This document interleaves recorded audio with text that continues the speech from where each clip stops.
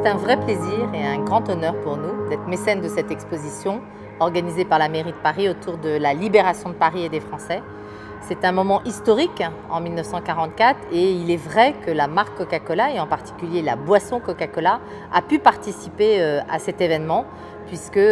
tous les GI étaient équipés d'une bouteille de Coca-Cola pour arriver en France. Donc c'était tout naturellement que Coca-Cola se devait d'être partenaire de cette exposition et de pouvoir faire venir des éléments, des publicités, des objets d'Atlanta et du musée d'Atlanta, ainsi que des collectionneurs français ou étrangers qui ont une passion pour cette période de l'histoire de la France. Je pense qu'en fait, c'est vraiment après la libération de 1945, avec ces GIs qui ont amené avec eux la bouteille de Coca-Cola, que l'histoire de Coca-Cola en France a réellement démarré. Même si elle était présente de façon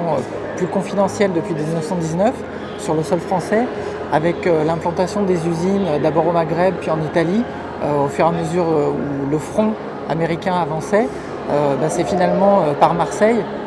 que la petite bouteille et la boisson se sont vraiment implantées en France et ont vraiment explosé dans les années 50 et 60 et n'a jamais cessé en fait depuis.